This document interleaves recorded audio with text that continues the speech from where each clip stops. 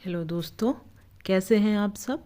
और आप सबकी तैयारी कैसी चल रही है। सबसे पहले तो आप ये कमेंट करके बताइए। देखिए, अभी समय है कि हम अपनी तैयारी को बहुत ही सूझबूझ और संतुलित तरीके से रणनीति बनाते हुए हम कर सकते हैं, ताकि जो हमारा पीसीएस 2026 वाला एग्ज़ाम है इसमें कोई समस्या ना हो और हमारा ये भगवान करे सभी का इसमें सिलेक्शन हो जाए पीसीएस 2026 में।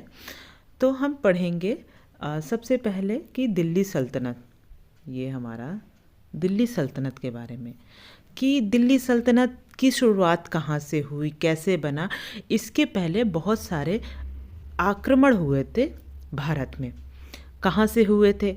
ये एक अरब से आए थे, मोहम्मद बिन कासिम। ये मैंने बहुत शॉर्ट नोट्स बनाए हैं और जो भी एग्ज़ाम के दृष्टिगत ही ये नोट्स तैयार किए गए हैं, जिससे आपको बहुत आसानी होगी मिडिवल हिस्ट्री को तैयार करने में। मोहम्मद बिन कासिम कहाँ का था? अरब का निवासी था। 711-712 में पहला मुस्लिम आक्रमण किया इसने, ठीक है। फिर ये पहला मुस्लिम आक्रमणकारी था।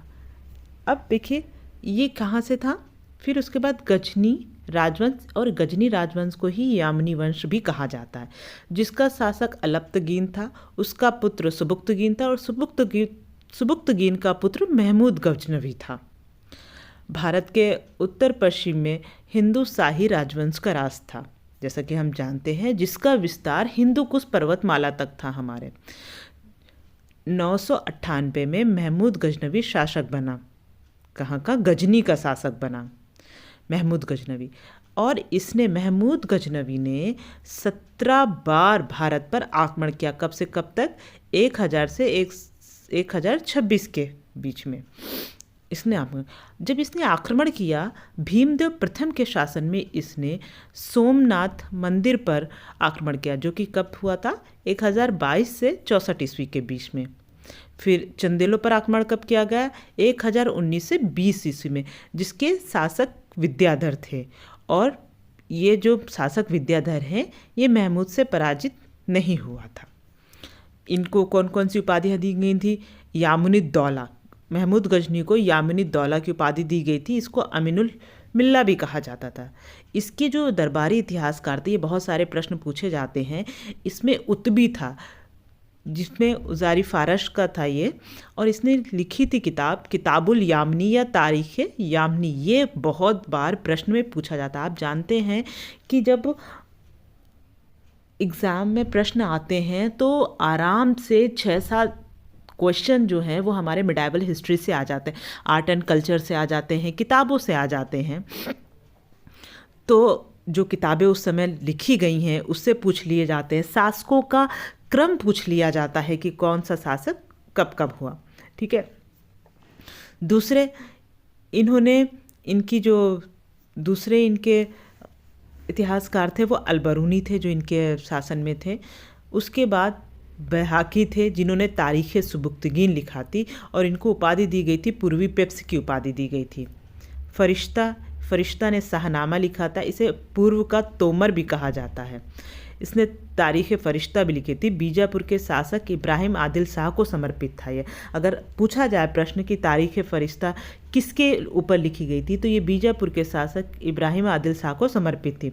अलबरूनी, इस अलबरूनी से हमेशा प्रश्न आ जाता है। ये 11वीं सदी में भारत आया था, ओके। इसने किताब लिखी थी किताबुल हिंद। पुराणों का अध्ययन करने वाला ये प्रथम मुस्लिम था।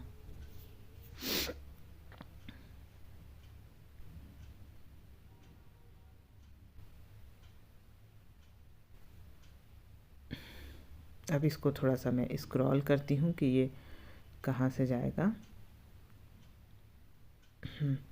तो ये हम दिल्ली सल्तनत की हम ये शुरुआत कर रहे हैं कि हम ये देखेंगे कि इसमें कहाँ कहाँ से प्रश्न आते हैं इस प्रकार से। तो अब हम आगे बढ़ते हैं।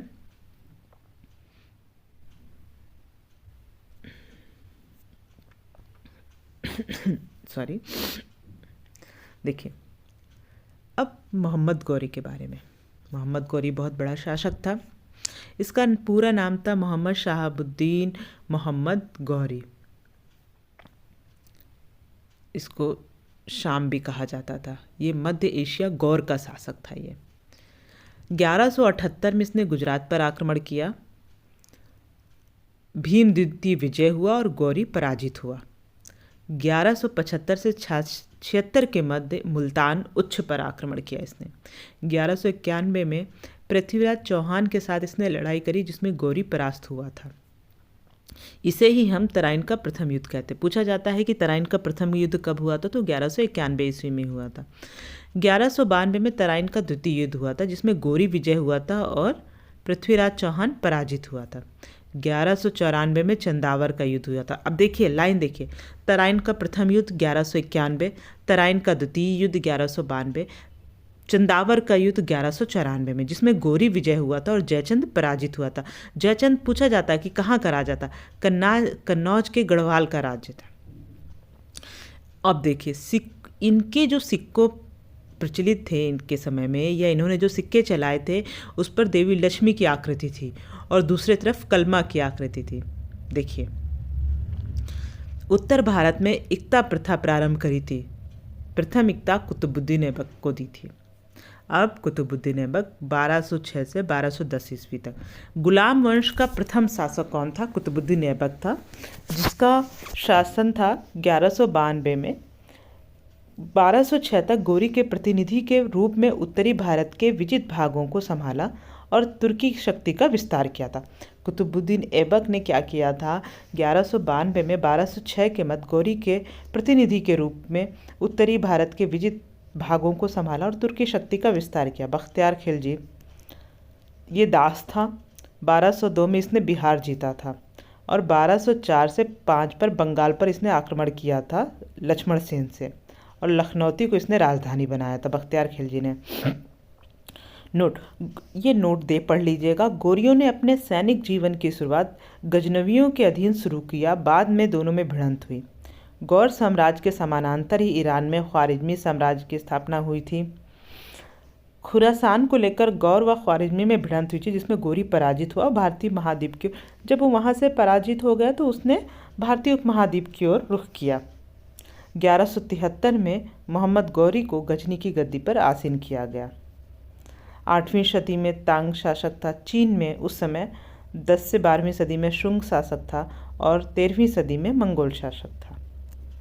तो आज का ये हमारा चैप्टर है, और इसमें जो भी प्रश्न हो या जो आपकी क्वेरी हो, मैंने बहुत ही इसको समराइज़ करके बनाया है, जिसमें आपकी लगभग सारी चीज़ें जहाँ से इनमें प्रश्न आते हैं इनमें कवर करी गई हैं।